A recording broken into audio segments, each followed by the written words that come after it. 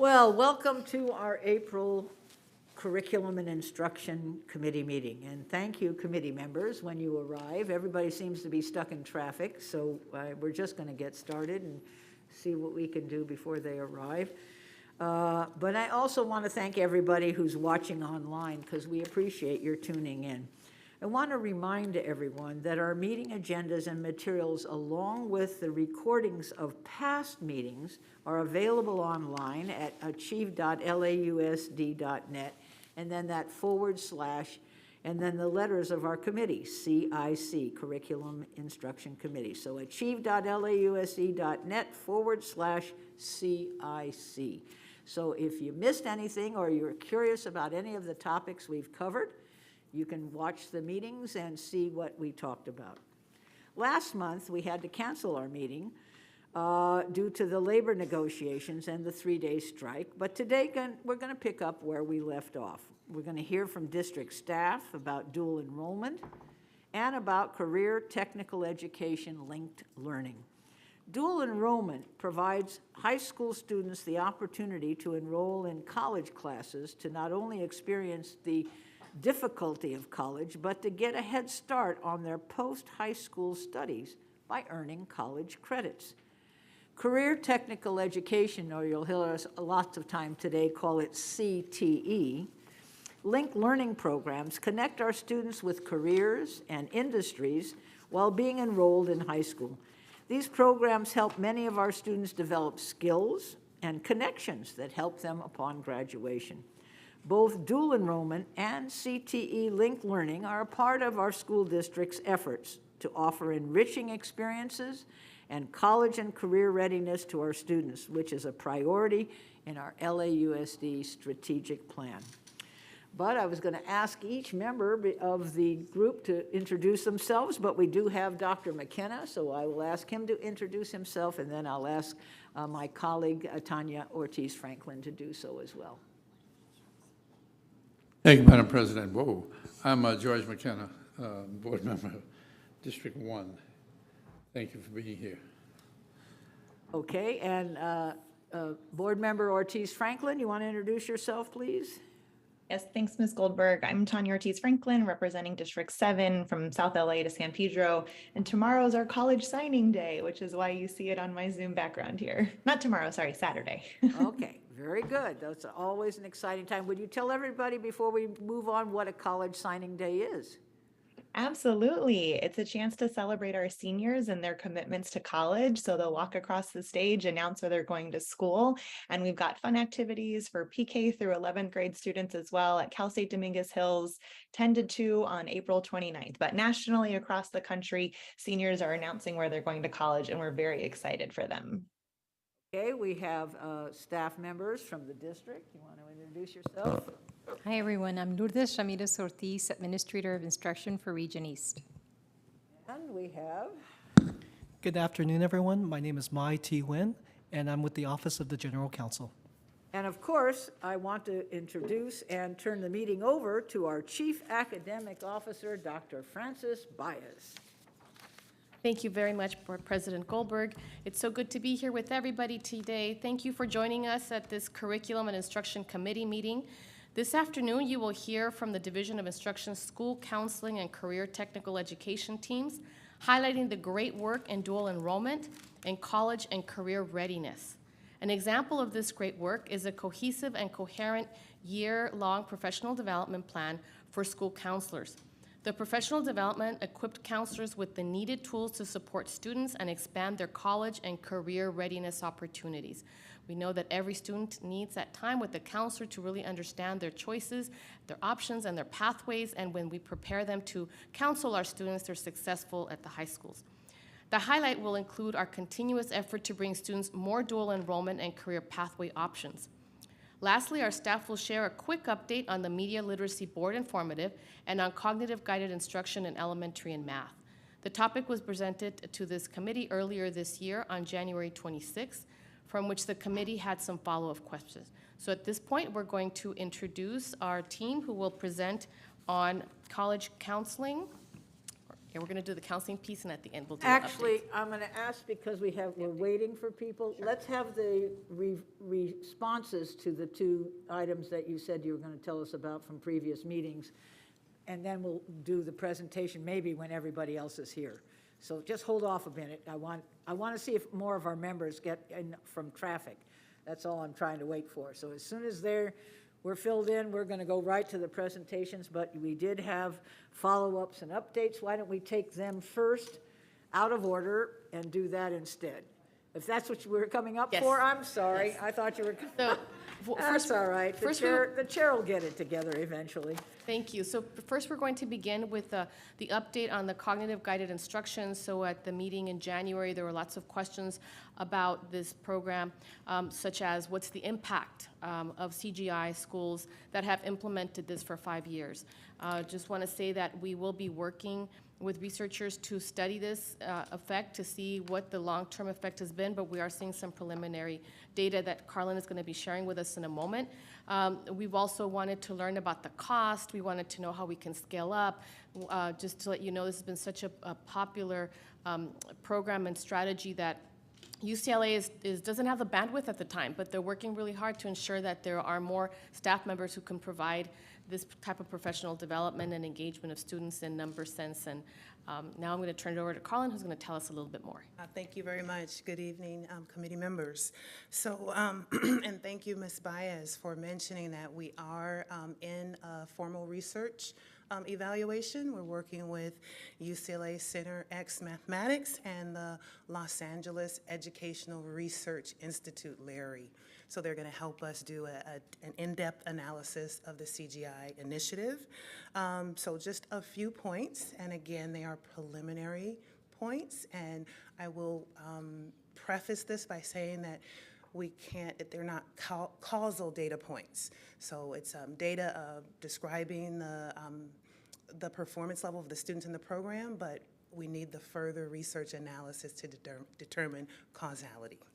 So in terms of students, our schools that have been implementing CGI for 5 or more years, we found that 30.28% of students who were enrolled for 5 or more years met or exceeded standards in math on the SBAC. So CGI schools and students who were at those schools for 5 or more years. Not a causal data point. And then in terms of this committee was really interested in, like, well, CGI is an elementary initiative. What about when they transition to middle school? How is their math performance impacted? So in terms of students from CGI schools and their performance in middle school, we found that 82% of students who were enrolled for 5 years or more at CGI schools achieved a C or better in their math course. Our Larry partners, that Research Institute, some data that they have been looking at in terms of our middle school math performance. We know that historically, the district has a large percent of students who are not able to meet a C or better. We'll come back with more information in this area. I do want to point out when Dr. Franke and the principals and everyone was here presenting about CGI, we told you that there are some math problems that we give at the beginning of the year and the end of the year. And they are an indication in terms of the strategies that students use. If they use more sophisticated strategies, that means they are learning, right, the math in the classroom and learning more advanced strategies. So in our pre and post data, we saw that across the board in every grade level, from the beginning of the year to the end of the year, students increased their ability to use more complex problems. So they may have begun on the pretest, counting on their fingers, drawing out their stick figures, setting up manipulatives to directly model the problem. But on the post-test, they were using different groups, grouping by 2s, by 5s, using invented algorithms or the standard algorithm to solve the program. So that's an indication of really great learning. And then also, we saw an increase in the accuracy. So as they learn those strategies and they internalize the math concepts, they were getting more of the problems on the pre and post assessment correct. So I just want to let you know, as we work with our partners at UCLA and Larry to do a quasi-experimental research evaluation, we're going to bring you a robust package of data about the impact. And then in terms of scaling up the program, so remember that one of our elementary principals said, I can't wait for the day that our district, where every school is a CGI school. And I think Board Member McKenna, you said, well, what will it take? You know, why aren't all the schools CGI schools? What would it take? So as Ms. Baez has indicated, right now it's a human capital issue. So we don't have enough staff at UCLA, and we don't have enough teacher leaders in LAUSD to move from our current 220 elementary schools that are CGI schools to all 520. But what we can do is scale up over the next 5 years. We can scale up to more schools, and our proposed plan is to start next year, prioritizing our Tier 3 schools. We have all but 33 of them who are already a part of the CGI initiative. We want to include the rest of the Tier 3 schools next year, and a few more early ed centers. I don't know if we mentioned last time that CGI is in the works in elementary schools and early ed centers. And then over the years, we will reach out to get all of the rest of the Tier 2 schools and then go to the Tier 1 schools. And then there was a question about the cost. So the CGI initiative involves a contract with UCLA, Center X, but it also involves salaries for our teachers to attend professional development, substitute release for our teacher leaders to get on the school sites and do coaching. We have the Summer Institute and our robust package of coaching and professional development. So for us to reach up and to add in those additional 33 schools and 10 early ed centers, that will bring our cost to about $6 million, 6.1 for the year. That's actually just a few $100,000 more than what we pay now for the 220 schools. But by the end of the 5 years, when we get all 520 elementary schools and all of the early ed centers throughout the district, that will bring us to a $10 million price tag. Not all of that is UCLA contracts. I want to be very clear about that. It involves our district salaries for our teachers, our administrators, et cetera, and then contract costs for UCLA. So those were the questions that you asked about CGI, and I look forward to coming back when we have those research evaluation results for you. Thank you very much, Carlin. Appreciate that. Appreciate your leadership with expanding CGI. We know that it is possible. We've seen a lot of successes, and we'll see what the research tells us. Thank you very much. It would be nice at some point to look at the other elementary schools that didn't have 5 or more years to see how many of them met or exceed. I'm sure that's what the research is going to do. That's the quasi-experimental research, matching up schools with CGI, without CGI. Good. Matching up like schools, right? Similar areas, similar needs, similar students. So we'll bring all that to you. But it is not essentially cost that is the problem. Is that- No, it's not the cost basically they don't have enough folks. Okay. Thank you very much. Before we go on, I'd like to welcome our member. Thank you for braving LA traffic and getting here. Would you just introduce yourself? We kind of started because we wanted to get going, but I'm glad that you're here before we have our big presentations. Thank you all very much, and my apologies for my tardiness. My name is Misha Pink. I'm a parent at Menlo Avenue Elementary as well as Bethune Middle School. Thank you. Okay, and you had another update? So one more update, and this is from Ms. Brenda Pensamiento. It's on the Media Literacy Board Informative. So welcome, Brenda. Thank you so much for the information. So much, Ms. Baez. And that's just really quickly to let you know that the board informative is being routed, and you should have it in the coming weeks. Thank you. Well, that's quick. All right. Any questions about either of these two updates, Tanya Ortiz Franklin or Dr. McKenna? None. I Okay. did, Ms. Goldberg. Go ahead.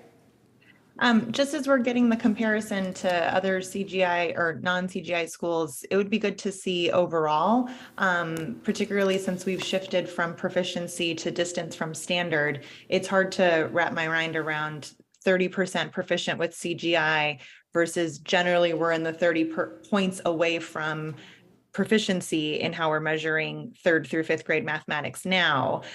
So if you can help us compare not just CGI to non-CGI, but CGI to the overall district picture, because I wouldn't want to encourage growing the program if we can't compare how it is, with other approaches. So just looking forward to a little further analysis there. Thank you. Thank you, definitely. Thank you. Good addition. Thank you very much. All right, now, Dr. Baez, take us away.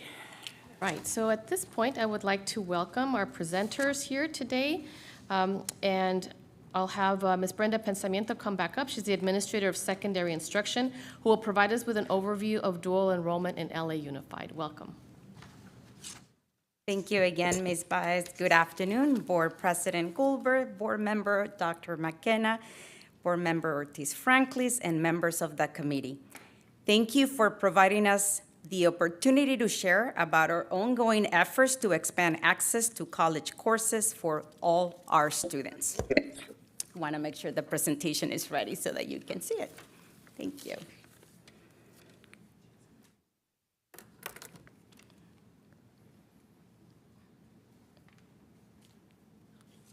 Okay. And I know this was mentioned at the beginning, but I want to make sure that we outline how this work really aligns to our strategic plan, specifically in our Pillar 1, academic excellence, outlined under the priority of providing students with enriching experiences,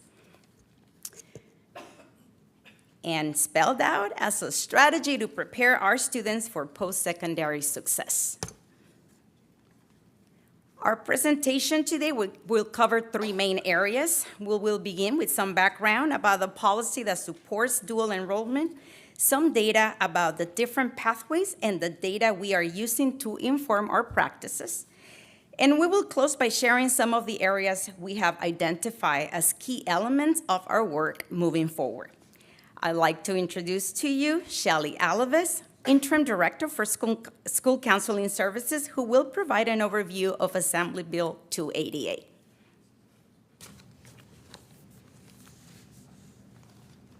Thank you, Ms. Pensamiento. Okay, so I would like to first start by giving you an overview of what the CCAP, which is our College and Career Access Pathway, is. So I'm just going to share with you a little bit of the background. So on October 8th of 2015, Governor Brown signed this agreement, this Assembly Bill, which is AB 288, and I'll refer to it throughout the presentation as AB 288. Now, what is this Assembly Bill? This Assembly Bill authorizes community college districts to enter into these partnerships with school districts in order to provide students with more opportunities and access to college courses within the school day, and to develop these pathways from the high school to the community college. Now, this is done with the intent to improve high school graduation rates, help students achieve college and career readiness and preparedness, and also attain and expose them to career technical education preparation for transfer. With that, we do have LAUSD entered this partnership with Los Angeles Community College District on September 20th of 2016. And this has allowed us to expand access for high school students, especially those that have been historically underrepresented, to address our access and equity gaps and increase the following areas as well. So earning our high school and college credit, which we refer to as dual credit, attain degree or certificate attainment, have them experience what it is like to be in a college course, and explore fields of study that they would like to select in regards to careers or college majors. And also, these courses are free to our students. so it's tuition savings as well. I'm proud to announce that LAUSD was the first district that entered into such a partnership. And we entered this partnership with Los Angeles Community College District on September 20th of 2016. So our goal has been to afford these opportunities to our students, both dual enrollment and concurrent. And we'll explain a little bit more about the difference between dual enrollment and concurrent enrollment in the coming slide. What we are working towards now is ensuring that all our students enroll and complete at least, at minimum, one community college course, so they have that exposure and experience. I'm going to turn it over now to Ms. Pensamiento, who's going to elaborate on the difference between concurrent enrollment and dual enrollment. Thank you, Shelley. So it is important that we point out that we really want all of our students to have access to these courses. But in terms of how they do it, we wanted to illustrate the difference between dual enrollment and concurrent enrollment. As soon as my slide comes back. I know as a parent, we hear oftentimes, oh, you know, dual enrollment, concurrent enrollment. So as counselors, we really are being intentional about training our staff members so that they have these conversations with parents, with staff members in their school communities, so there is very clear understanding about what is the purpose and why is it that we're concentrating our efforts in dual enrollment. And a lot of it has to do with our goal to remove barriers so that our students can access these courses. Dual enrollment, and I know Shelley alluded to this, has to do specifically about classes that fall under the AB 288 agreement. We want these courses to happen during the school day because we want the students to be able to access them as part of the regular instructional day. So that is really our focus, but we do want the students to be able to, if they want to, access concurrent enrollment. But for AB 288, we really are right now concentrated in dual enrollment. Really, really important because this comes up a lot. Can my middle school student access a course? We want our students to have the experiences. However, AB 288, it's not for middle school students, but there is concurrent enrollment. And as a matter of fact, our division under the leadership of Ms. Baez are working on trying to bring more of those options for middle school students. Now, where a lot of this work really lives and where the conversations really need to happen is what is the data saying about our students and about enrollment? So we have some data that we use and we have been using specifically this year to really inform the practices. We are working with our data platform, the different teams to enhance the features and create better systems to capture and monitor enrollment and successful completion. But what we have right now, it's basically the last 5 years how we are looking at. And I don't want to spend a lot of time saying something that you've heard before, but during the pandemic, we had a drop.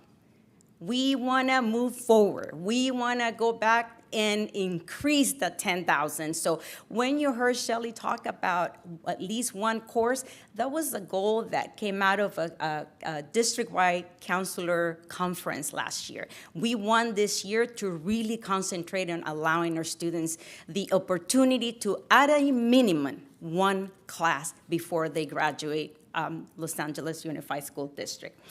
Another piece of data that we use is that we break this down by region. What does this look like? So our counseling coordinators, people leading the counseling teams at the different regions, have an opportunity to have data-driven dialogues with their teams and talk about what are the best practices that might inform our work moving forward.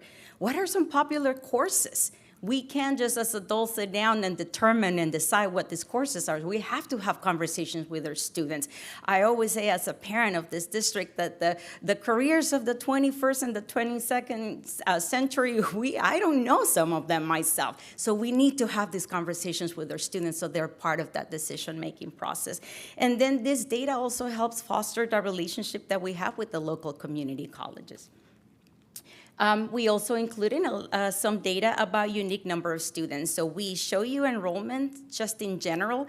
This specific table is unique students, meaning that as a student, I'm an 11th grader and I already took health and now I'm taking auto mechanics or something like that.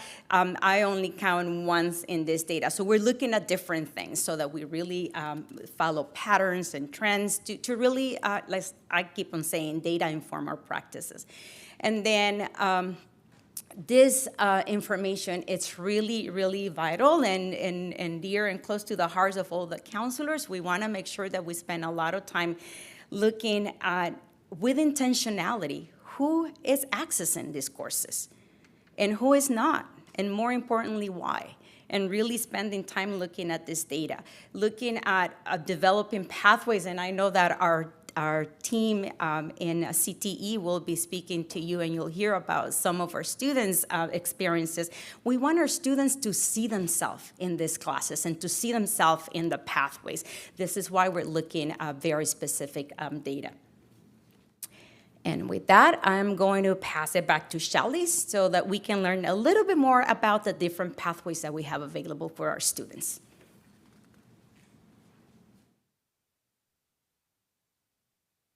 Thank you, Ms. Pensamiento. So what I'm going to start with is explaining what we call our College and Career Readiness Indicator, and this is from the state of California. So there are 8 components that we can see here. I'm going to focus right now just on component number 4 and number 7. Okay, so number 4 is the college credit courses. Now we have academic and CTE, and students must earn a grade of a C- or better for 2 semesters. We also have our CTE pathway completion, and with that, students must finish a sequence of courses with at least 300 hours and completing a capstone course. In addition to that, they also need to take the Smarter Balance and score a level of 3 or higher. And they also, the college credit courses in the academic or CTE with a C- or better for 1 semester. Now, there are 3 components that they can fall into once in 4 and 7. That is not prepared, approaching prepared, and prepared. So of course, we want all our students to fall within approaching prepared and prepared. So right now, we are making sure, and we're doing our best efforts to move our students towards approaching prepared, with eventually the end goal of making sure they're all prepared. A little bit about our designs that you will see in our high schools. So we have 3 different designs here. One of them is our CTE dual credit pathway design, which is embedded in the CTE pathway, and they will attain a certificate or a degree by the time they complete it. Also, we have our general ed program, which is embedded within the school day, and this is for transferable credits towards a transferable degree. And then we have our single courses, and these are just courses that are offered in partnership with the community college, which aren't dependent on each other. Okay, so you can have an array of different courses. What I'd like to share with you now is just a sample. This is a sample schedule of a 4-year general education pathway. So you can see how this is designed or how they would lay this out in a schedule for a student. I am now going to turn it over to Ms. Pensamiento, who's going to share with you a little bit of what we're doing now and our next steps in enhancing our work. Thank you, Shelly. And we did say we had about 3 parts for our presentation, and the last one is really, what are we doing? What is our commitment to our students? Because we already know the data. We know that we have a goal, but in reality, there are different steps, and these are some of the ones we have identified as areas that need to be really concentrated in the coming years for us to be able to reach our goal. We want to honor the local needs and relationships. And what do we mean by that?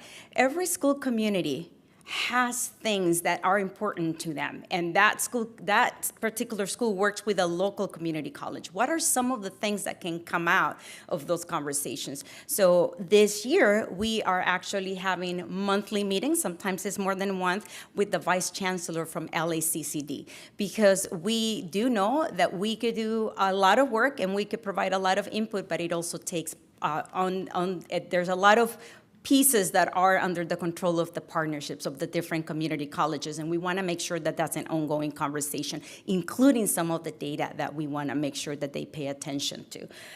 Monitoring equitable access. Part of dual enrollment, and what I think it's an opportunity for us to make it really attractive for our students, is I play soccer. I can go to college courses after school. Do not worry. We're going to offer the class during the day. You will have access to that class as part of your instructional day, part of your program. So those are the conversations that need to take place more and more at different levels. We also have monthly meetings with different partners outside LACCD, like Los Angeles Community College District. And this is to hear about best practices outside LA County. We have had conversations with people outside the state of California to find out what are you doing that's working so that we can duplicate some of the same systems.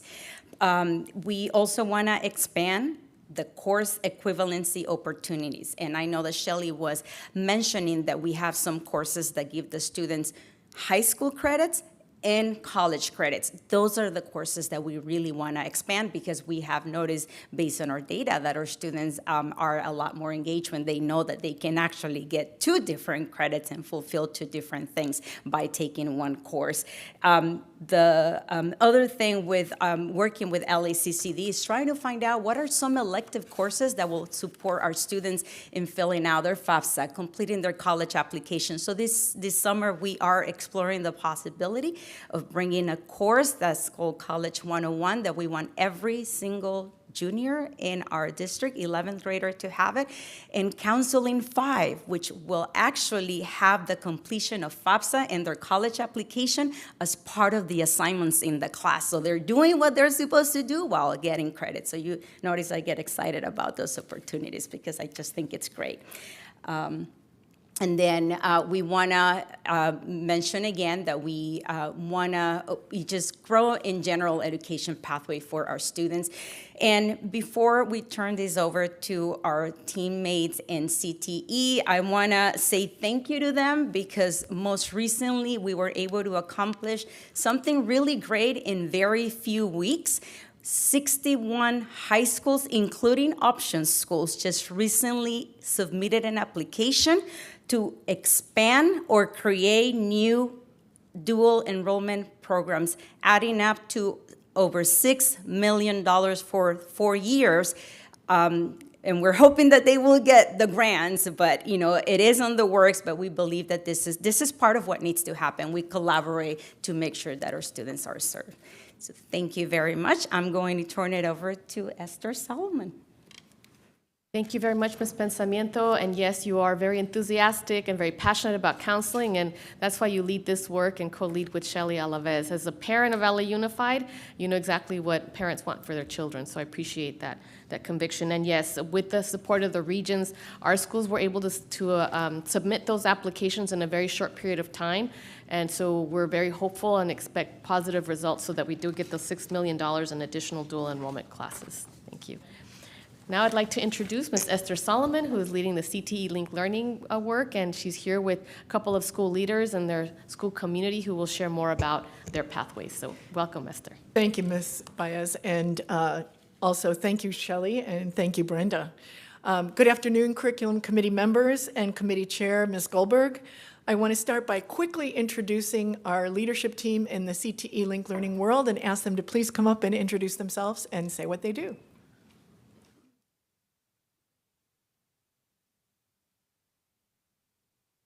Good afternoon. My name is Susan Kanhura, and I'm the Link Learning Director.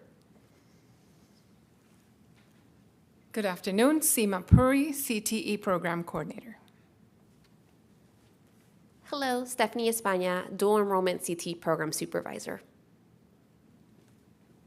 Good afternoon. It's Nancy Lay. I'm a specialist supporting CTE and Link Learning. Thank you. I've asked them to do that because I will be retiring in June, and they will be taking over this great work.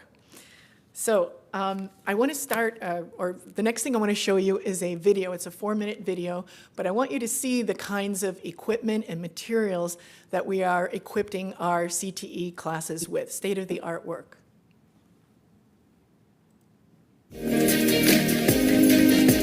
Here in LAUSD, in the CTE Link Learning world, we're changing the way education takes place, the way learning and teaching happens.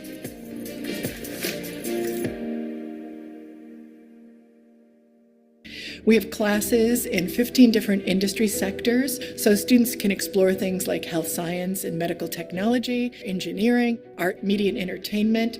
And if they have a chance to experience that here, they can make wiser, better decisions for themselves. In a CTE program, we need to make sure that our teachers are CTE certified. So the folks that are actually teaching those classes are professionals within the industry. The teachers are all experienced in what they're doing, and you can learn a lot. The opportunity of learning from people who actually know and been behind real sets is really just the coolest part. One of the most exciting and wonderful things about a CTE course is how hands-on it is. Students are working in groups, touching equipment, getting demos, and you're going to see them working like professionals together collaboratively in the field to get a project done. Our students have access to state-of-the-art equipment that physicians are utilizing in their medical practices, that they're using at the university level and also as they do the residencies. Coming in here, I did not know that I wanted to go into the medical field, but as I had hands-on experience with the mannequins or procedures, I knew that's what I wanted to do.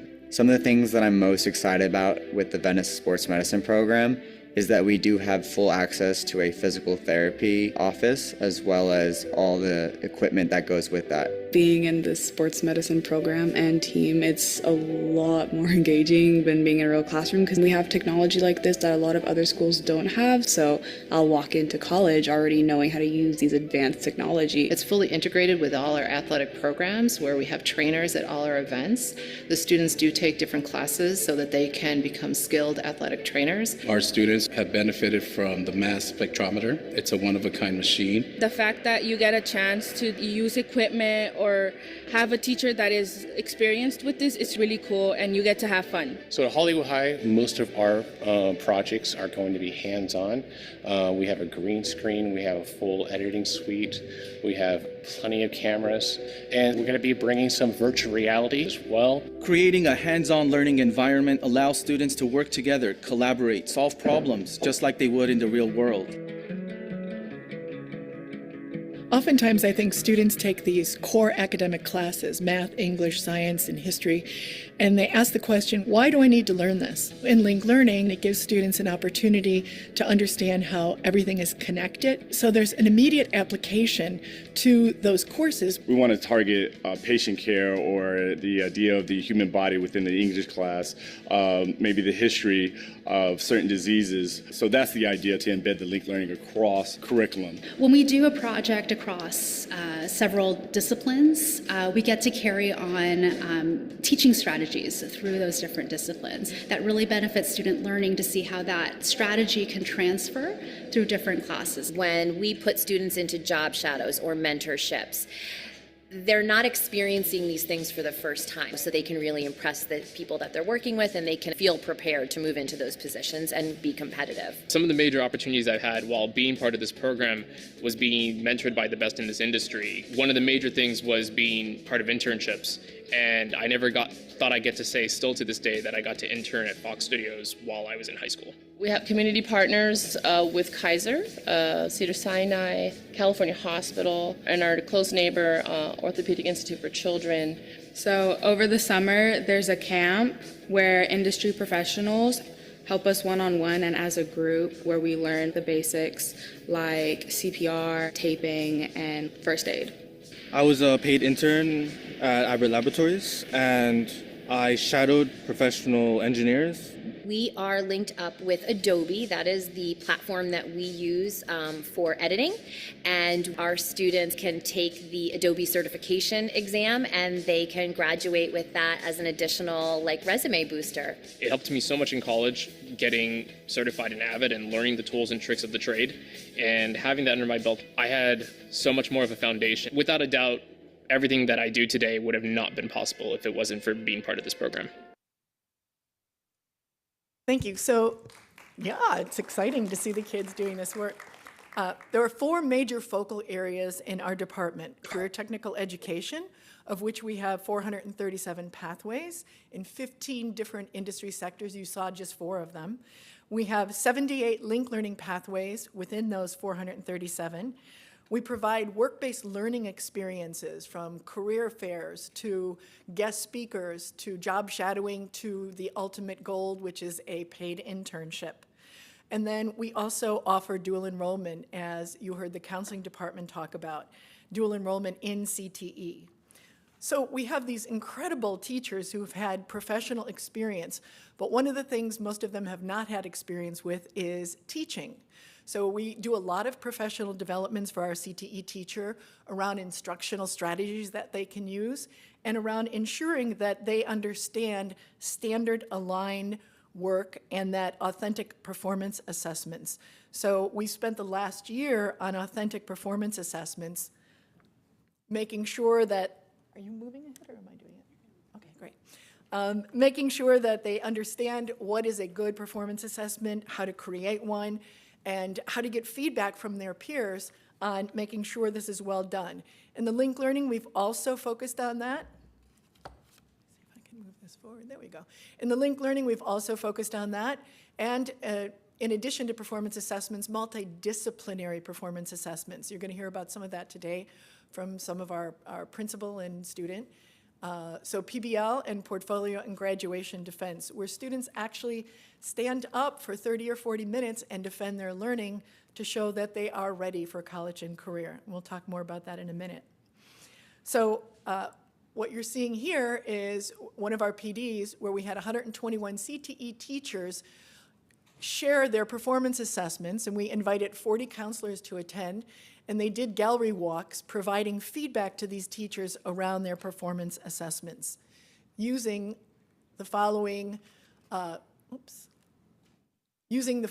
single point rubric, looking at deeper learning, language use and expression, authenticity and alignment to real world needs, suitability for diverse student populations, making sure that the student directions, the prompt, and the resource materials are very clearly stated for one another and especially for our students. Scoring tools for feedback, and then of course, a process for both student and teacher to reflect and for teachers to revise based on that reflection. One of the things that we instituted, another academic excellence under Pillar D, College and Career Readiness, was Pathway Connect. Seema Puri was the founder of that. The idea of going to one of our sites, so we went to Van Nuys Transportation Auto Work, and we got an opportunity for all of our auto teachers to go there, and also all of the industry partners that Van Nuys had, and to share out all of that work. Thank you. There we go. And to share out all of that work so that they can see who are their partners and how do I get partners, especially our newer teachers. The auto shop teacher at Van Nuys has been there for over 20 years, so he has incredible amounts of experience. It's an incredible shop and an opportunity for some of our new teachers to see what is the possibility. We also did that for construction, and we also did that, and by the way, we have a pre-apprenticeship program for construction that we have now students entering in, and if they pass that, then they can go on and be, get great union jobs. We also had it for ICT. Those were the 3, and then each year we'll continue to do those. Right now, I'd like to introduce, out of the Systems Diagnostic Service and Repair pathway, auto pathway, one of our instructors, Mr. Jose Camacho, and his 9th grade student, Isam Mohammed.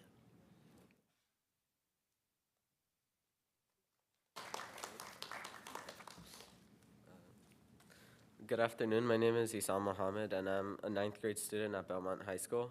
From From my personal experience, this program is very helpful for students and whoever chooses to take it. This program has many things to offer for people's futures in order for them to be successful. Some of the things are collaboration with other students, such as creating presentations, working on cars, and actually making new discoveries. This class has many skills that it teaches you, such as leadership, collaboration, teamwork, and it really helps you increase your knowledge at your speech skills. For this class, we do many things such as working on cars, working on car engines, like removing the parts. And for that, we use the skills of collaboration and leadership, because when someone doesn't know how to do something, maybe another person does and they help out each other. It's also collaboration because everybody speaks to each other, and it's really great. And for the presentation, people work together and collaborate in order to create a Google Slides document in order to share to the class, which also increases the speech skills. This class doesn't only offer the class of auto tech, it also has things such as economics and construction. Some assignments that include that are the 7 modules that we took about how to manage our money, banking, the different types of banks, and the safest way of taking care of our money so that we don't lose it or waste it too fast.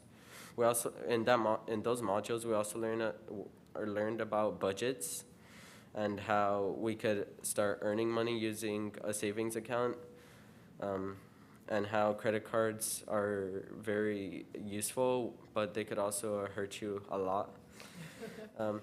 For the construction part, we had an assignment where we had to measure using a ruler, and you had to create boxes so that you could trace and draw different shapes, such as a screw or a bolt.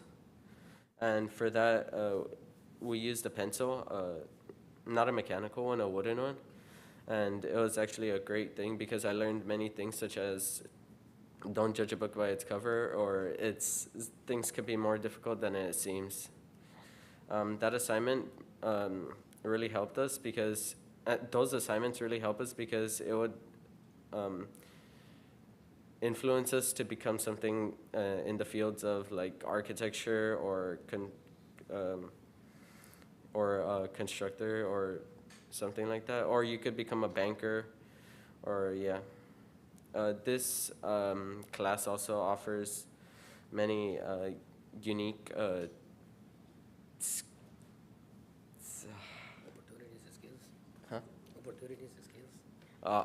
opportunities and skills that may help us in the near future or on our lifelong journey throughout, yeah. Using this class, we could also become something in the automotive field, such as a mechanic, mechanical engineer, or something to do in that field, which is very great. Thank you for having me. Oh, very impressive presentation by you, young man, and you've only been in this class just this year. So you're just a 9th grader. Look, imagine what you're going to know by the time you leave high school. Really, I'm so impressed. Thank you so much for your presentation. I think your teacher, Mr. Camacho, is it? Would you like to add on to that? That is correct. Statement? Good afternoon, distinguished board members. It is a privilege for me to be here today and having some explaining some of the things that we actually do in the class. Our program is basically turned into a 2-year program. In the past, we used to do 180 hours through the ROP. So now we run 2 years, and the first year is what we call the concentrated. So we go into the car systems, they get into measuring systems, safety, hand tools, power tools, all the basic things that the students they need to know for this particular field. In addition to that, for the second year, when we get into the capstone, we're concentrating more in electricity and in electronics. We had a lot of webinars from Tesla and a few other places, and the future, in reality, is electricity electronics. That's where the technology is.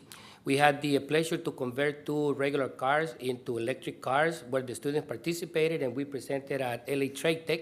So they're learning high skills, right, that they are in demand in the industry. In addition to that, we prepare the students, they can go school to work, or that's, some of the students, they need money yesterday, so they need to move in any way they can. Some of the students, they're going to pursue maybe engineering, and by having a knowledge on systems, measuring systems, imports, domestic system, and all the systems in the car, it changes the mindset. So when they go to college and they pursue like maybe mechanical engineering, electrical engineering, they're more than capable. So they're going to succeed. They're really prepared to do that. He mentioned that we do a lot of teamwork, and we also have certifications. So for every topic that we cover, for example, if it's hand tools, so we do the lecture, they do the practice, and at the end of the practice, they need to get a certification and pass. So we have been collecting many certifications, hand tools, power tools, safety, and so on. And those are conducive to get employment when they get ready to be there. So they're just collecting all the information that is going to look really good. We also have the opportunity to help a lot of the students from the International Academy because of our location. We usually receive most of the students that they only speak Spanish. And it's really difficult for them to go all through the day, and they sit there, they don't understand what's going on because it's English, right? So when they come in, we need to support them. So we translate it, we do all the stuff in Spanish, English, Spanglish, just to keep them motivated, keep them engaged. And because they're newcomers, actually to motivate the student that the school is going to be okay. It's going to take some time. But you need to be able to function within the school. So, okay, we're going to do it in your language, right? So whoever is English is going to do English, whoever is Spanish is Spanish. But we're going to continue to move on. We're going to continue to build. And we're just creating a great community. We have a lot of students that come in, and we have been servicing this community for the past 27 years here at Belmont High School, in addition to another 5 years over there on the west side, Hamilton High School. So if you guys have any particular questions, I'm more than glad to answer them right now. And if it's not, then thank you so much for this wonderful opportunity. We may come back to you. What I usually have is all the presentations, and then we ask questions. So don't go away. I will be here. I'm Okay. sure there'll be some questions for Thank you. Thank you so much.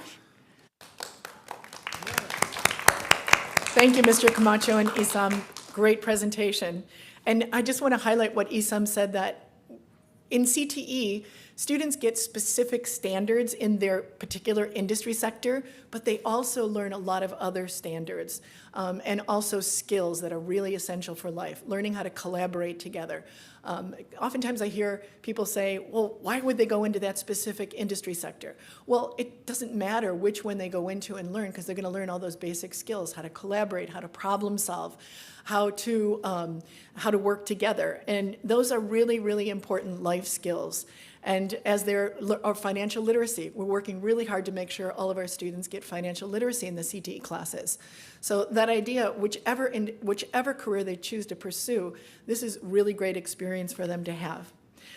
So in our strategic plan, if I can move this forward, there are 4 domains listed: advocates for self and others, open-minded, adaptable, and effective communicators. So I think it's really important that we look at those and we say, how do we ensure that students really are advocates for self and others, or are effective communicators? And in Link Learning, one of the things that we do is we have portfolios, we ask students to collect their artifacts, we ask them to do defense, and before I get into that in a little more detail, we ask them to do all of that, and I'll explain that in more detail. But first, I want to bring up Principal Esther Dabagian and her student Mariana Echeverria de Leon, who are going to speak to us about Link Learning in their biotech pathway. Take it away.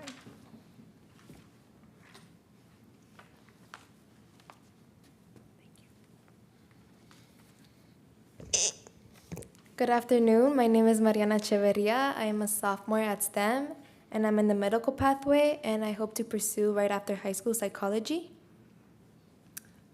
Hello, good afternoon, committee members. My name is Esther Debagian. I am the principal at the STEM Academy of Hollywood on the Bernstein campus. And I'm really excited today to bring you, through Maria, a model project-based learning unit that really highlights the way we weave together our core program, our CTE classes, community partnerships, work-based learning, and really sort of puts all that together into a public demonstration of learning, which is extended through what Mariana is about to tell you. During my freshman year of STEM, I did a project that was related to diabetes. The purpose of the project was to inform and educate our community on how to manage and treat diabetes. The central question for this project was, how can we, as healthcare professionals, educate and empower our surrounding community to increase awareness about diabetes? This project helped me develop my knowledge and my skills about a common disease that impactfully affects people, especially those in my community. This project not only talked about diabetes in my medical class, but it also incorporated math, English, and digital imaging. During my freshman year, I was taking geometry while my other teammates was taking Algebra 1.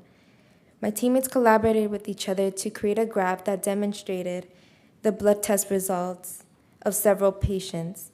We used a line graph to show the insulin and glucose levels of each patient. The graph showed us that the relationship between insulin and glucose in the body could indicate whether the patient has type 1 or type 2 diabetes. In our English class, my teammates and I practiced our presentation skills.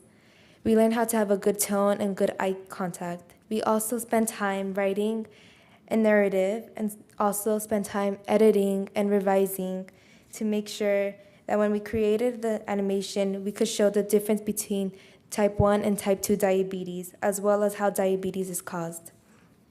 In digital imaging, we practice and learn photography. I use those skills to create the photos that I later use in my animation.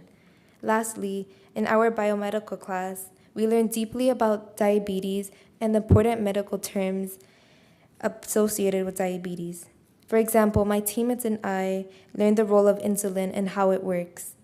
In addition, we conducted labs that measured the levels of insulin in the blood of several hypothetical patients, connecting our learning to real-life medical work.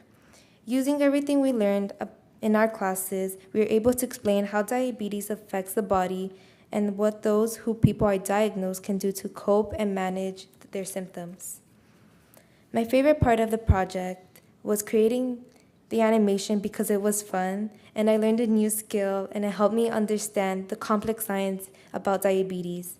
I thought the project was helpful to my elderly in my community and family. For example, my uncle has lived with diabetes all his life, and because of this project, I was able to share my ideas and advice about how to take care of himself. Not that he listened. So this freshman PBL project and our concurrent health fair, we actually merged the two. It's a really great combination. It shows a really wonderful collaboration between our school, STEM Academy, and our various community-based partners. In 2019, pre-pandemic, when we hosted our last big health fair, we had a vision truck that saw over 33 patients in the community. They actually gave out 3 reading glasses, and they also diagnosed 6 individuals in the community with diabetic retinopathy who were previously unaware that they even had this specific condition. So, folks from Kaiser, folks from this vision truck, our alumni, family, community members, teachers are all engaging in this conversation and this dialogue that is really showing the ramifications of diabetes in our community and is providing healthcare access from in our region, in our area.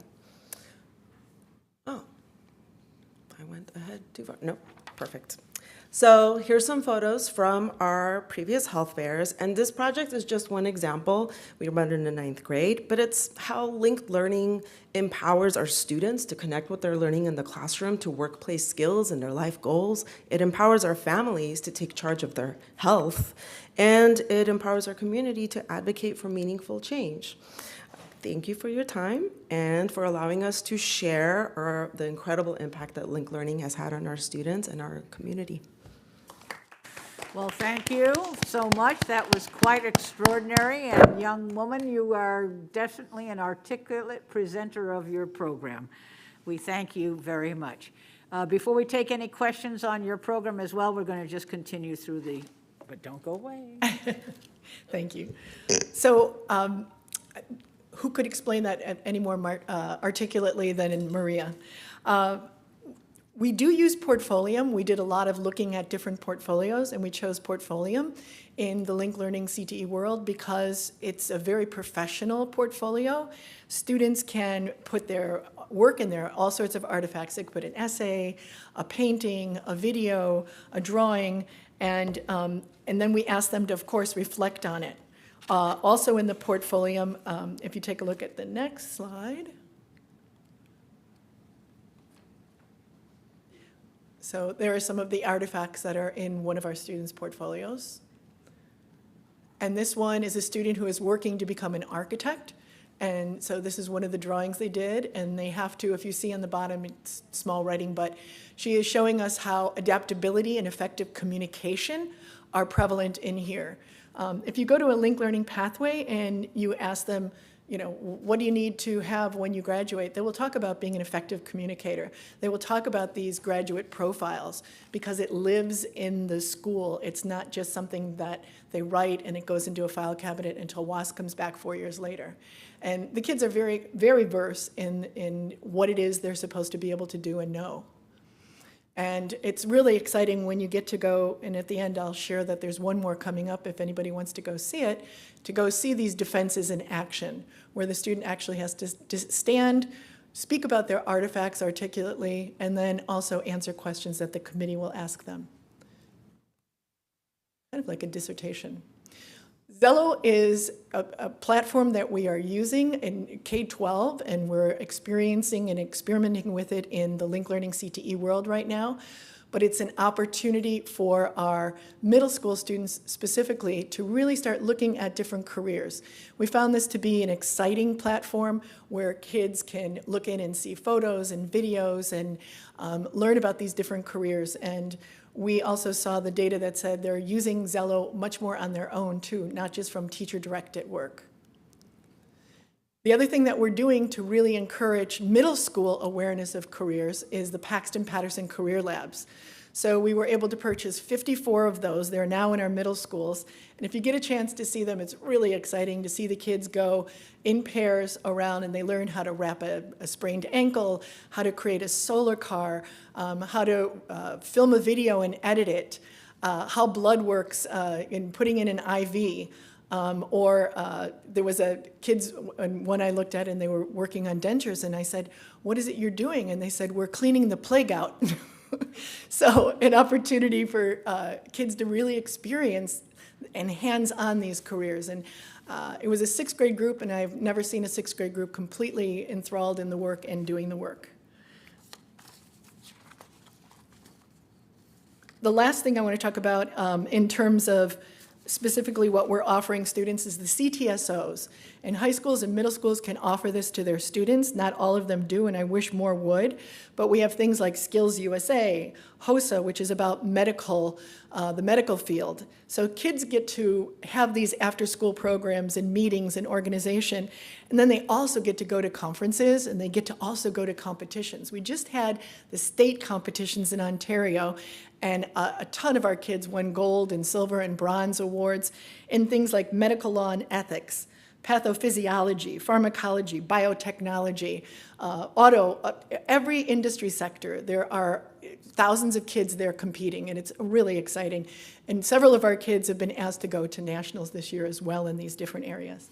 Are you aware of that? Yeah, it's exciting. In addition to that, we are also offering CT enrichment classes starting in grades 4 through 12. We offer Link Learning Summer Bridge, an opportunity as students go into high school or students going into middle school, I think it's really important they understand if you're in a linked learning pathway, this is going to be done differently. You're going to do projects. You're going to have to work together with your colleagues. And the seniors come and they get paid, little paid internship, to work with the students, the younger students, in terms of welcoming them in and teaching them the culture of the school. And it's really exciting on the first day when you go to a school that's had the summer bridge. The kids feel so at home, as opposed to some of the schools you go to and it looks like the children are frozen. So it's really exciting to see that we're offering more and more of that. We're also growing our district advisory. So we have, and schools have their own advisories and their own industry partners, but we have Careers Through Culinary Arts, Kaiser, Children's Hospital, Lockheed Martin, America on Tech, LA Fire Department, Nickelodeon, LA Metro, just to name a few. And in fact, on May 3rd, we're going to be having our celebration and our thank you luncheon to them and an advisory meeting with them. And it's really exciting to see the partners and all that they do, and they're really excited to work with LAUSD. We also offer, as Mr. Camacho talked about, industry-recognized certifications. Those are so important. To me, they should be recognized as a diploma. There's SafeServe, there's CPRs, there's Microsoft Specialist certifications, Adobe certifications. And I also wanted to share with you career guides. We created these at the first time. If someone could maybe pass these out.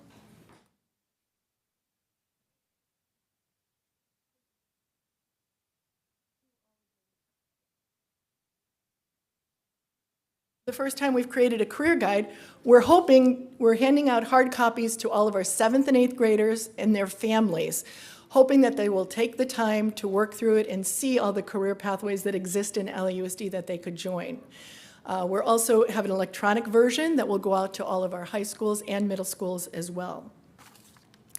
And then the last thing I wanted to talk about was work readiness. So you saw the portfolio. And in the portfolio, students can earn a badge, a work-ready badge. And that badge has students having to complete a resume, cover letter, job application, financial literacy certification, support network, personal and professional, and mock interview. And we have people who have been trained to evaluate these. And if students pass them, then they get the work-ready badge. We have about over 2,000 students earning that work-ready badge this year. It's about our 3rd year in effect, right, Nancy, about our 3rd year? We're hoping that we can get the city and the county and businesses to recognize that work-ready badge. If a student has that badge, they really are ready for a paid internship or for work.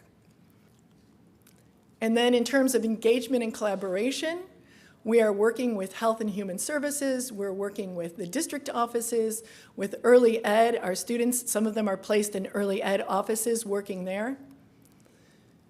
We also have an opportunity on March 30th. It was a great day. We took over 350 students in education pathways. The juniors had a chance to tour the campus at Cal State LA. They had a chance to meet some of the education professors and students. And the seniors were interviewed by about 28 LAUSD folks. These were directors, people in early ed, people in special ed, people in the division of the career ladders, personnel commission, and 126 students were offered a letter, a pre-offer of work if they graduate. Because in those education classes, we also have our students take the 2 district exams, and many of them pass it, and then they can get these jobs. And we even have jobs like in early ed if they don't pass them. So it was a great opportunity the first time we did that, where students had a chance to get a job in LAUSD, growing our own educators. And then finally, as you heard about with our counseling staff, we are doing, Stephanie is leading the work of our dual credit classes and dual enrollment classes as we work through the community colleges on these, offering those classes during the daytime.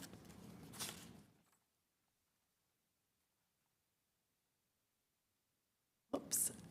And we're doing parent outreach because a lot of parents will say, we don't know about all the career pathways. So we're holding monthly meetings online for them to come to and learn more. And we're working to find as many ways as we can to reach out to them, including sending out these career guides that we gave you. And the last, you are invited if you would like to attend.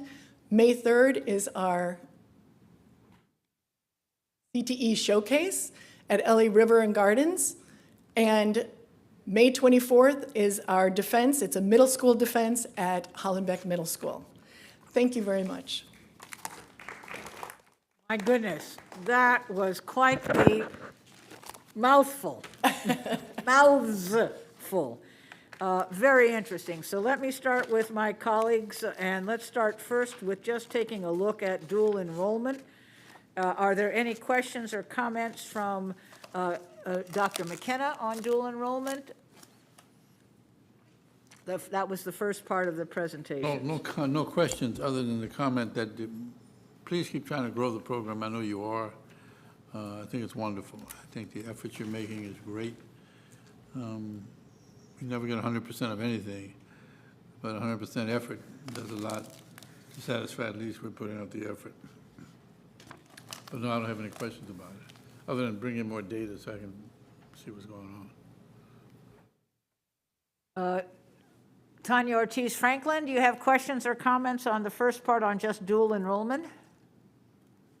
No, I'll just echo Dr. McKenna. Great work, and would love to see even more students, but I am so grateful for how much we offer, and was grateful to get the presentation today. Thank you.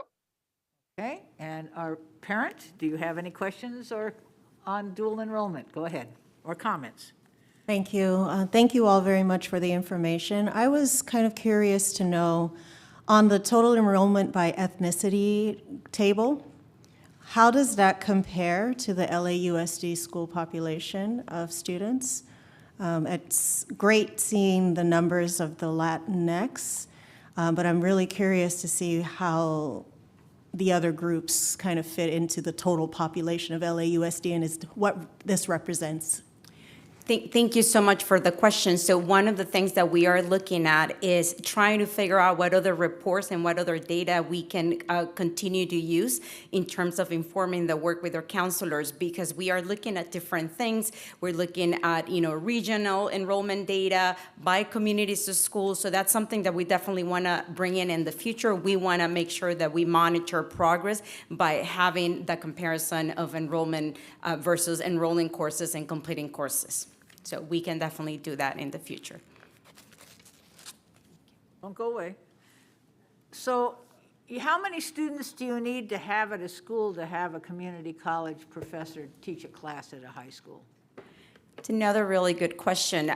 We do not have a set number in our conversations with LACCD because we want to grow this program. We want to be flexible. So they're looking at about 20 students, but they will not close the class if we get 19 or if we get 18. Okay. So we and also depending on the program and the type of class, because we do have to have the college professors come on to campus to do that. That's really why I was asking.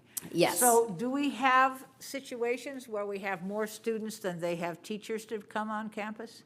We've had the situation, I can actually speak of that myself as a former principal. ASL, for example, was a very, American Sign Language, a very popular course, and there were not enough professors for the class, and then so we expanded the section. So a lot of this is a work in progress because we have to kind of get a sense through our data and through our students what are the needs. So that's why the monthly conversations with LACCD are so important, and this is the first year that we're doing that so that they can also do their part in supporting the program. I think there are 9 LACCD colleges, but not all of them are near our schools.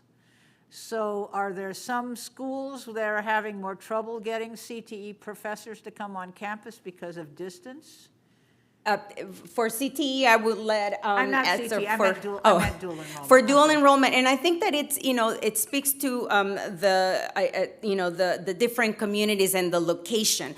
that's why dual enrollment really removed the barriers of transportation, but then we encountered the same thing with some of our staff that come in from LACCD. So all those points are some of what we have conversations, and sometimes we go as specific as getting the schools near the college to really tell us what it is that's working and it's not working. But yes, all those factors do play a part.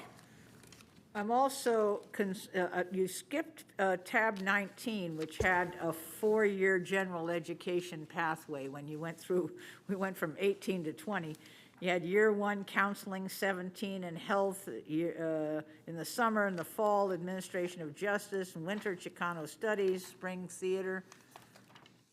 You know what I'm talking about? It was page 19 in my stuff. Yes, and so that explains, and that's an example of what a schedule would look like for a student. So let's say I'm that student in year 1 and I'm in the 9th grade, but I don't want to go to summer school. Do I have to?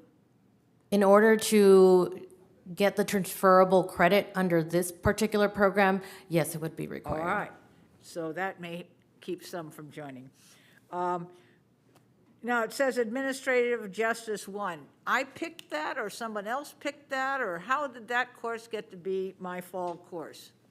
That's in partnership with the school and the community college in seeing what this, and also the students in seeing what would be of the most interesting subject area that fulfills that particular area that needs to be fulfilled in order to fulfill this pathway. So these are typical examples, but not necessarily at any one school. Correct. Are there enough students to have a 4-year course in dual enrollment?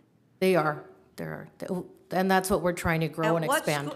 I'd like, not now, but send us a list of the schools that have enough students in dual enrollment that they can do something like a 4-year plan. Because it's interesting to me to know where we are doing this well and other places where we're trying to get there as well. Definitely, yeah, yes. You said you wanted to expand course equivalency opportunities. What are those? Course equivalency opportunities are courses that are equivalent to a high school course that we have. So say it's a chemistry course. And so what we do is we'll review the course, make sure it's equivalent to the course that we have. And so that course that the student's taking at the community college, they'll get that high school and the college credit. I see. Okay. Anybody else? Any other questions on dual enrollment? Okay, let's go to CTE linked learning. And we had here a lot of questions about counselors and gallery walks and high-quality instruction. Then we had Belmont High School. So we want to come on up. Did we have any questions for the folks that do systems diagnostics, service, and repair?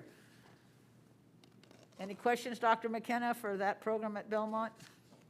How about from Tanya Ortiz Franklin? Any questions or comments on that one?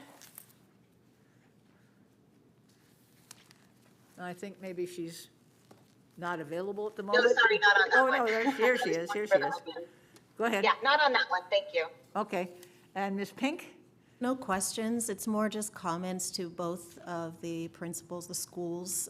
Your students are so articulate, and it's encouraging for me as a mom whose child will be entering into 9th grade. It's like, oh, I wish that would be him one day.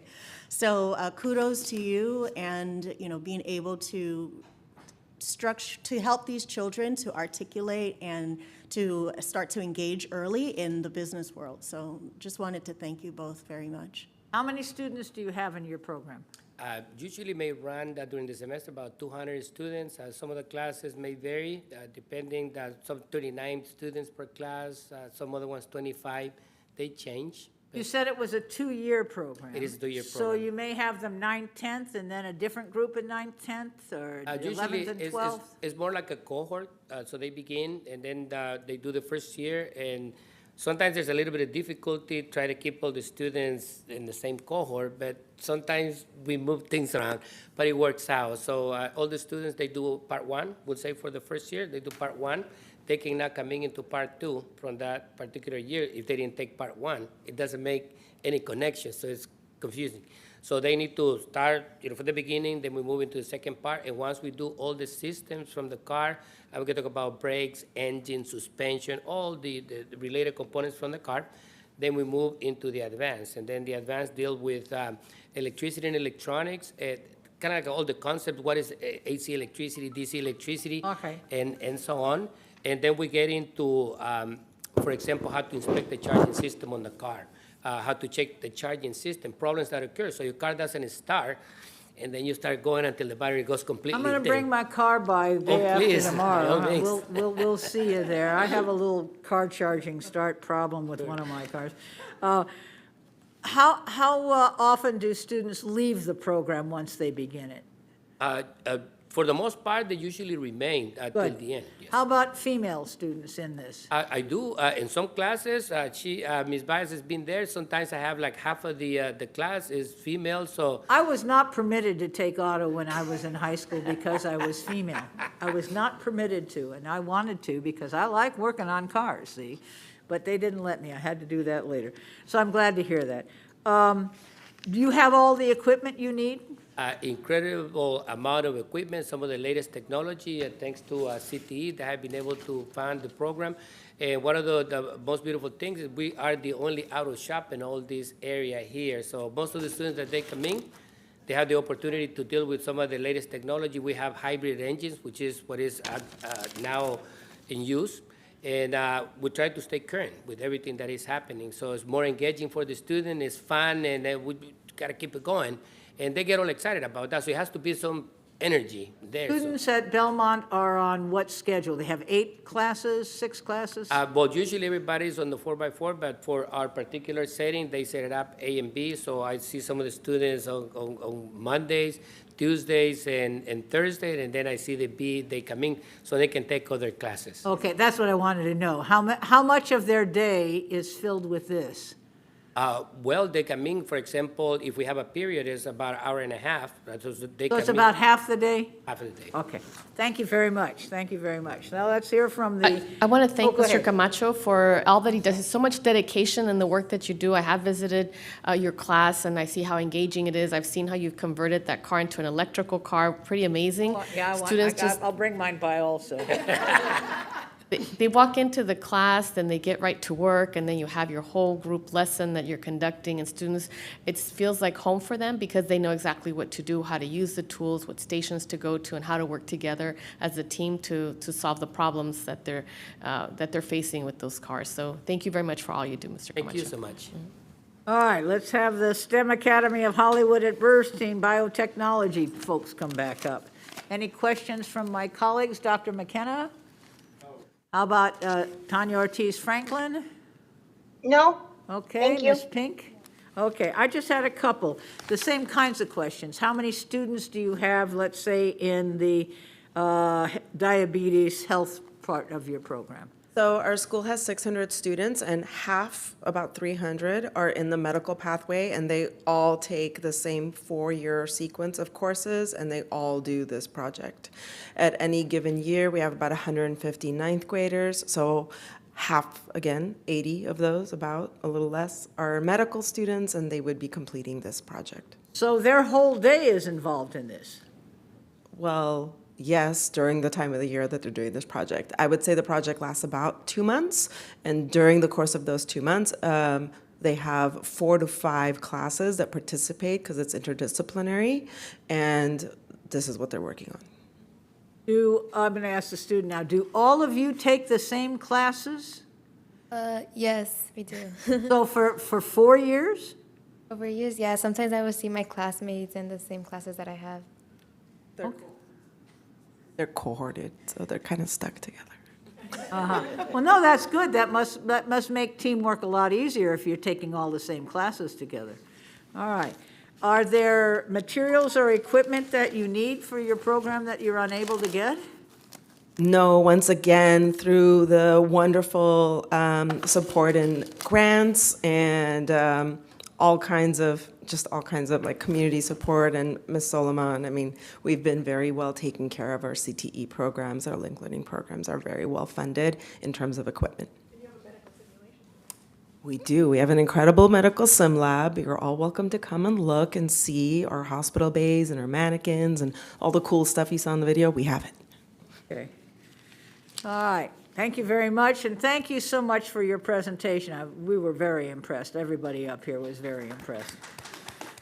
And as to the Paxton Patterson Career Labs, I don't know if my colleagues have had a chance to see them. I've seen them at 2 of my schools, and they are very impressive because they're kind of hands-on-y, and you move from one station to the other, and the kids get to explore things that they probably would not have any other way of doing.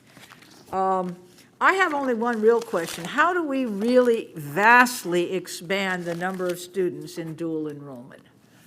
What can we do? Do we need to have meetings with kids in middle school and get them ready for this? Do we need to? I think that, for me, in our dealings with the 9 colleges, each college has its own personality, its own culture. Some are wanting to, bend over backwards to work with us. And I would give you LACC as an example. Unfortunately, the president of that college, who's dynamic, is retiring, but she is a stellar human being and a stellar leader. Truly. Yeah, and some of them are like, we don't have enough adjunct teachers to give you. To me, that's the big problem, is that there aren't enough adjunct. Okay. Now, I'd like to look into, and we haven't had the chance to do this yet, but I had heard that there are some districts where our CTE teachers can teach the class as obviously they're getting the salary from us, but don't forget they're paid differently than the single subject teacher, and they can get a stipend from the college. I don't know that that's double dipping, or if there's some way that we could do that, because I think we have to increase the number of instructors that we have at the community college if we're going to expand this. We have a lot of kids. Do we have kids who want to that we can't get a course Yes, for? Okay. absolutely. All right. I would like to ask as a follow-up for this, it's for you to explore any ways that this board and this district can support LA Community College District in getting more people to do this, or whether we need legislation in Sacramento to provide ways to entice those folks to become teachers in this. But I think this is an extraordinary opportunity, and I want it to be available to everybody who wants it. We have a lot of kids, I think, who want it. So and, yeah. as a comeback on this, I think we want to have, and it doesn't have to be quick because these are not easy issues, but we would like to know what can LA Unified do? What do we need maybe to get Sacramento to do that would make it more likely that we will have every opportunity for every kid who wants it to take a class? Because I know I've been working with East LA College, and they have an enormous program. And I'm overjoyed, but I don't see Yes. that everywhere that I go. I agree. East LA, and LACC. I want to know how we get it to work for more kids. So I think that would reflect. Dr. McKenna, are there any things from this presentation you'd like them to bring back to us? No, they're already forward thinking. They're beyond me right now. Okay. What they did, though, I must say this, I'm very intrigued by this. Made me reminisce, having been a high school principal, in the days when the district board members didn't know them that well, didn't know them at all, quite frankly, didn't come and visit my school. They were cutting back on vocational education. Yep. And at Washington Prep, we wound up with more open, not closed classrooms than any high school in the district. And the reason why I did that, and it pained me to hear you say that you wanted to be, as a female, you wanted to join, and they wouldn't let you do it. I not only let my girls get into the so-called men's classes, I put the boys in the girls' class. There you go. So the boys, and they were fussing, both groups were fussing in the beginning. I don't want to learn how to cook, I don't want to learn how to sew, I don't want to learn how to type. And the girls say, I don't want to go to auto shop. I don't want to do this, I don't want to do that. I wasn't listening to any of that. I put him in the classes. They just fell in love with it. There was an annual competition among the auto mechanic classes, and we sent them to the competition, and they would disable a car, and you had time on you, a time frame to fix the disability of the car. Find out what it was. We had a girl, I'll never forget her. She was Ethiopian. She had small fingers. She could run her hand down in there and didn't even need a wrench to get in there to unscrew the disability and pull it out. We won the competition. She was so proud of herself, all greasy, but she was proud of herself. It was a wonderful thing to see the students get engaged in that kind of thing. That's one of the worst things the school district ever did, was to discontinue the VOCAD programs, because once you discontinue them, the equipment goes obsolete. And even if you could bring it back, you'd have to start from scratch again. It would cost millions of dollars, I know that. But when he says he's the one in the neighborhood, so he's like a center, but every student doesn't have it. Every shop, every high school had a shop. When I was a vice principal at Dorsey, they kept my Chevy Chevelle running. It's a brand new car when I got it. It turned into a hoopty, and they kept it running. And when I left, I donated the car to the school. There you go. Because There they'd you taken go. it That's apart how so that many works. times. They'd taken it apart and fixed it so many times, they kind of knew what it was all about. And so they were glad to have it. It was a blessing to me, and I bought a new car. But I believe that it was always a benefit to have that shop there for these kids to work on it, and they liked working on the vice principal's car. I said, as long as you don't mess it up, and sometimes they did. Sometimes they didn't put all the lug nuts on the tires, and then I could hear one rattling in there. But, you know, they were doing the best they could. Anyway, I am so impressed with the efforts you have, what you're doing, and you bring the students down to testify. And I know that's only one is representative of the many that you could have brought down here. So I'm encouraged by this, the fact that you're still there, you still exist, you're still trying. What we could do to put all the VOCAD programs in all the schools, I don't know if we can do that anymore. Well, part of what happened is that the funding, it got destroyed in Washington, D.C. They decided that it was racist to have trade programs in schools. That was the decision. I It was heard made about all of that. in the nation's capital, and they cut all of the funding that we used to get, enormous amounts of trade and technical money. And then the other thing that hurt it was when everything became computerized, because schools had auto shops, but they didn't have the ability to deal with all of the cars now that were basically computer systems. And that was the other one that closed a lot of the programs, at least that while I was teaching.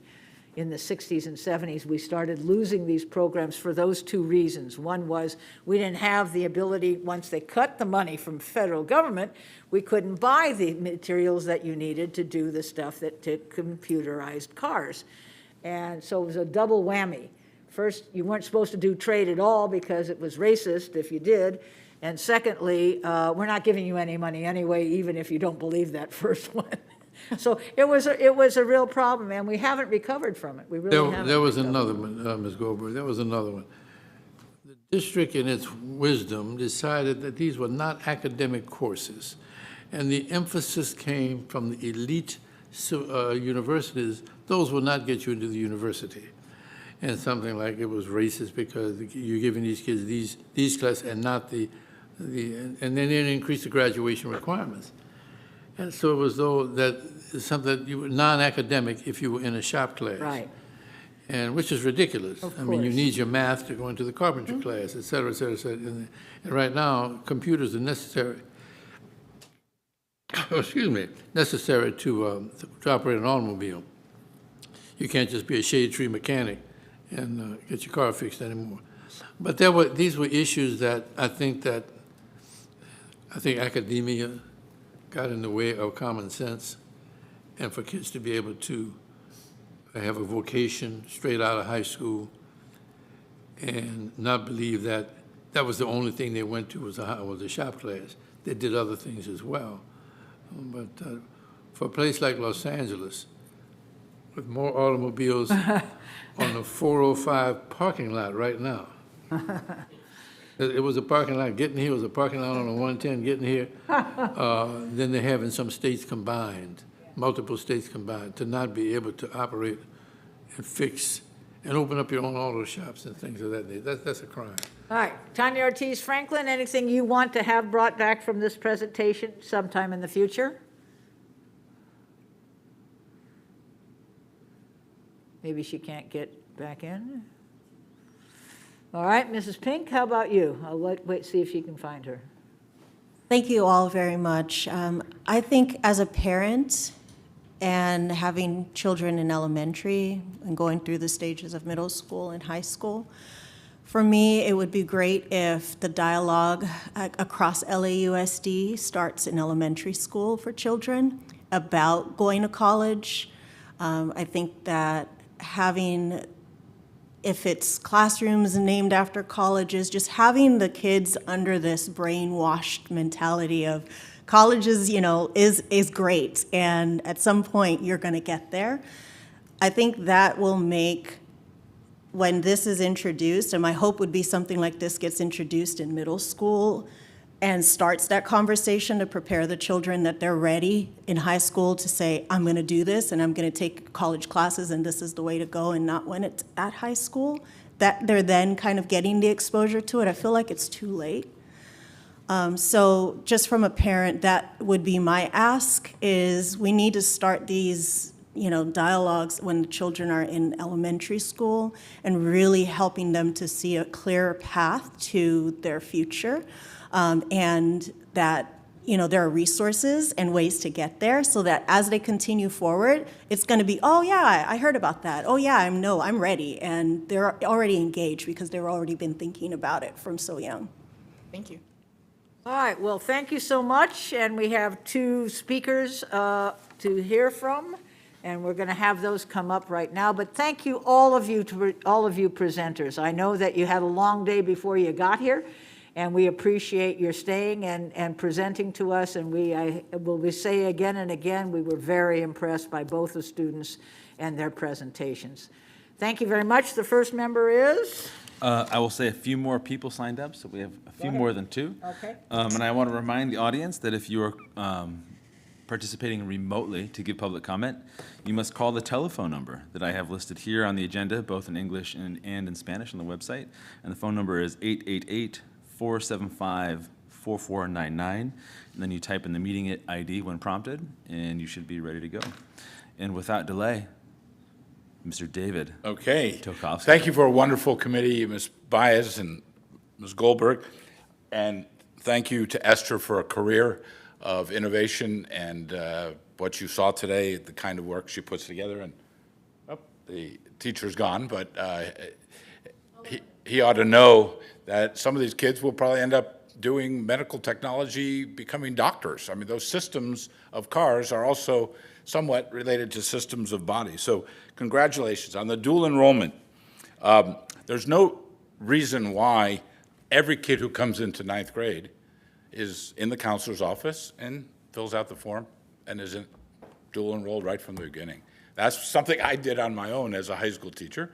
It didn't make friends with some of the counselors because they were worried the kids might go. But secondly, with our iconic board members here, we also know we used to be a 13-14 district. So we can, I believe legally, still run a 13-14 within the school district. It doesn't have to all be the LACCD or Glendale or Pasadena. So that's another way of expanding the numbers. The teachers, with retired teachers and others, there's great opportunities.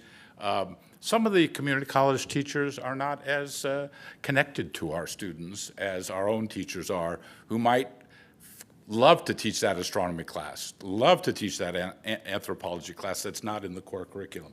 So a lot of stimulating things, but it would be good to also get the data of the 9 colleges and let us know, this one had 43 classes, this one had 12, so that we can give out gold medals, silver medals, and other things for these places. Wonderful stuff. I appreciate it very much. Also, on the CTE piece, exciting, just very exciting stuff. I know that the superintendent's coming in with a big change in the adult division. we kind of have these silos going on still between CTE and adult. One might be reporting to Mr. Romero, and one might be reporting to Ms. Byatt. They're all kind of together, and folks who've been around for a while know we used to have a lot of these classes at the school, then they went to the ROPs, and then the ROPs slowly disintegrated. So we're reviving this stuff, but it has to be much more coherent materials. Lastly, on the math CGI, again, no criticism of the creativity of it, but I'm a little worried about some of the ethical things. I don't know if General Counsel's still here, but you know, UCLA evaluating UCLA and the presentation of the materials which might be in a procurement for math materials, we ought to just be a little careful there. The curriculum is exciting. And then finally, the CTE, there's big money coming through the state right now from the Biden infrastructure bill. I think I mentioned it at the board meeting, the high roads money. I don't know if the budget is representing the correct proportion from Sacramento that LA Unified ought to be getting in that money. Thank you for the time. Thank you. Maria Luisa Palma, I see you're here. Come on up. You'll have 3 minutes to speak once you begin.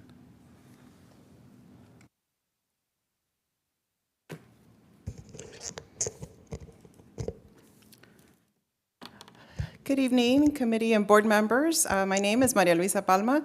I want to just make a note, a statement about the CTE pathways. I don't think parents know about this type of thing, and especially I don't think the English learner parents know about this because they have discussions about this at DLAC. So I don't think the message is getting out. I'll also say about having community college teachers at my last school, what I understood that was going on, we had a community college teacher there. It was not my son's student. My son's teacher, I mean, but it was my understanding that that teacher did not have a district email address, and the parents were not able to communicate with that instructor, and it was a very serious problem, and that was an academic class. And there was a lot of heartache, and that's one of the reasons we didn't stay at that school, because I was very concerned about that type of situation. But this evening, I am here to discuss student discipline as it relates to your cell phone policy. Your policy right now states that it's your policy to prohibit the use of cellular phones and pagers unless the school site council adopts a stricter policy. This policy is back from 2011. It's quite outdated. At my son's school, at Leadership Council, we've had discussions about implementation of a school-wide policy. And a draft was issued, but the council decided not to implement the policy for the simple reason that teachers are concerned about the liability if they even touch the phones. So they don't want to confiscate the phones. So I'm letting you know, as far as I know, at my school, this policy is not being enforced. Kids have cell phones in the classroom, and the teachers feel like there's nothing they can do about it. For new teachers, that's a serious problem. And if it's not clear to people here, teenagers are addicted to their phones. This became a bigger problem, obviously, during the isolation of the pandemic, but their attention span is fractured. I threaten to take my son's phone and flush it down the toilet constantly because I tell him, look at me, put down your phone. So I cannot imagine how bad it is for teachers in the classroom. But they feel that they would like you to revise this policy and make it so that they can enforce it and so that they can actually keep discipline in the classroom. This is a mental health issue. It's a discipline issue. I'm sure that there's instructional time wasted while the kids are not paying attention. And some teachers have the pockets where they make the students put the phones in, but not all teachers do. And I think a lot of teachers feel like they can get in trouble. Parents have complained when a teacher has taken the phone and confiscated it. So they want a consistent message across all district schools so that the schools don't have to come up with individual policies, and to know that the teachers aren't going to be held liable if something happens to the phone. And these phones are very expensive these days. I'm sure parents have a lot of heartache. But I spoke to a Granada Hills charter high school parent, and there apparently they strictly enforce this. They confiscate phones, they keep them. The students cannot have the phones or earbuds or anything out during the school day, and apparently they're very strict, and somehow they're making it work. So just wanted to mention that. Thank you. Thank you for your time. Just a reminder for folks who want to call in remotely, you must do it via a telephone. and call the number provided in the order of business or agenda. That's 888-475-4499. Okay, the next person, we'll go with Irene Morales. I see her on the line. Irene Morales, please press *6 to unmute yourself, and you have 3 minutes to speak once you begin.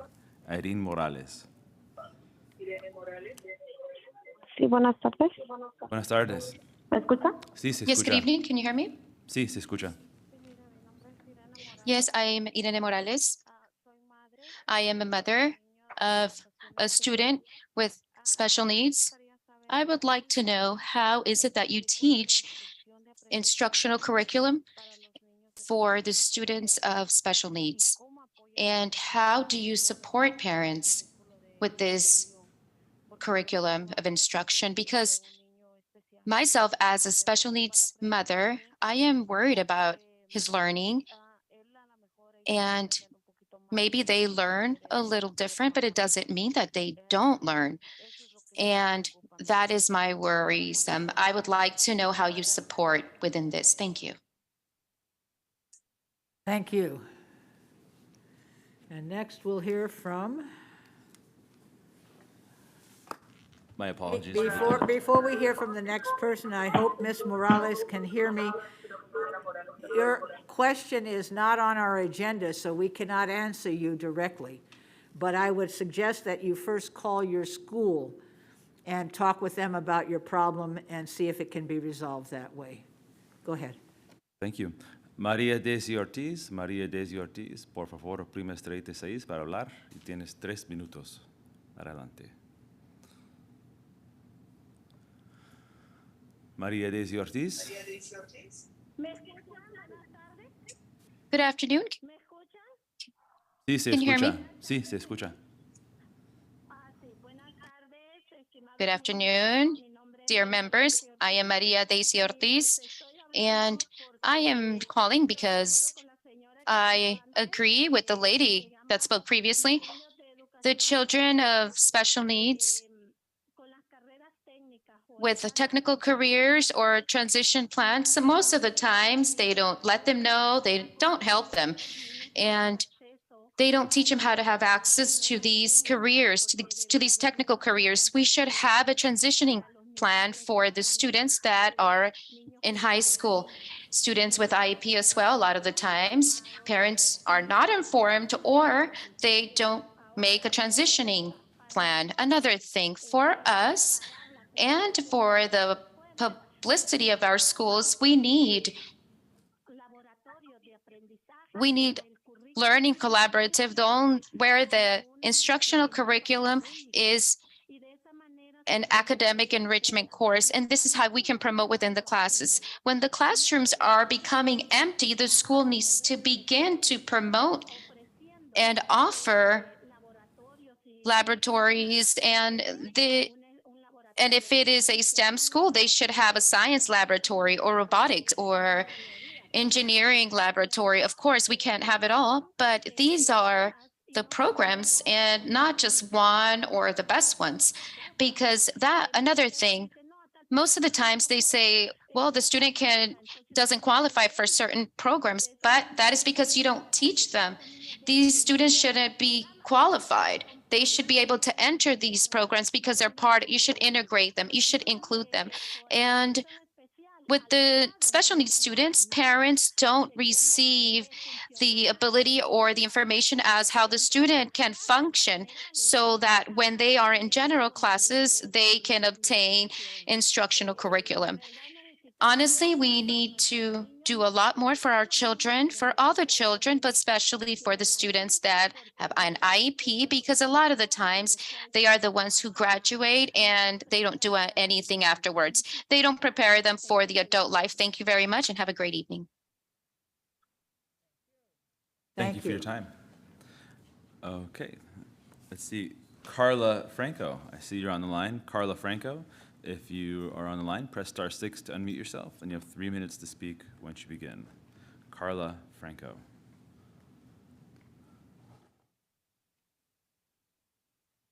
Carla Franco, you just need to unmute yourself, and then you'll have 3 minutes to speak once you begin. Buenas tardes a todos. Good evening to everyone. I'm sure you know I am Carla Franco. I know I have a very limited time, but I do want to emphasize all the issues that we're having with the principals at our schools, especially at Southgate High School. It's been shown that the principal, Leo Gonzalez, he has a plan. We can call it a plan or a mafia with his allies. And honestly, nor parents or students feel safe to enter the school. On Tuesday, I had to make several calls and speak directly with the superintendent to ask him to please restrain him so that he doesn't get close to certain students. Why is it that we need to come to the extreme? We've been reporting this. A parent told me to ask Jackie Goldberg's secretary to contact her. I don't think I need to reach the secretary. That's why we have Mr. Gallardo, but because Mr. Gallardo is always on vacation, she's really not helping the parents, and this is sad. And supposedly I donate every year laces for every graduate, and schools donate the logos so they can add this. And Southgate High School, well, the principal's assistant, Ms. Choi, and Ms. Vasquez, they're always stealing money, and they want me to sell these laces. I don't sell these. I donate them to the students because I am thankful. I am glad they got to graduate. Because I did not want to sell these laces. They did not want to give me the logo. They were going to give me the logos to be able to put them in the laces, but because I didn't want to make money with them, that is why they didn't want to give me the logo. I have a few parents that want us to print these logos so we can put them on there and just to be able to shut them up. And the only thing they want is money in their pocket, not to support students, not to motivate them so they can succeed. It is very sad that they are called leaders that represent our schools. And honestly, they don't have any interest as to what happens at the schools. There's a lot of intimidation towards parents. There are a lot of reports that students receive to damage their record. Honestly, they work for the community. Should we put them in these positions? I've already told you, Ms. Goldberg. I've mentioned to you, and you know that I am one of very active parents, and that is why my organization is called La Unión Hace la Fuerza. I'm going to make sure that everyone starts to work. Thank you. Thank you for your time. Marcela Garcia, I see you signed up to give remote public comment, but you are not signed in with your telephone number in front of me right now. Let's see, we have one more, Aura Vivar Ortiz. Please press *6 to unmute yourself, and you have 3 minutes to speak once you begin. Aura Vivar Ortiz.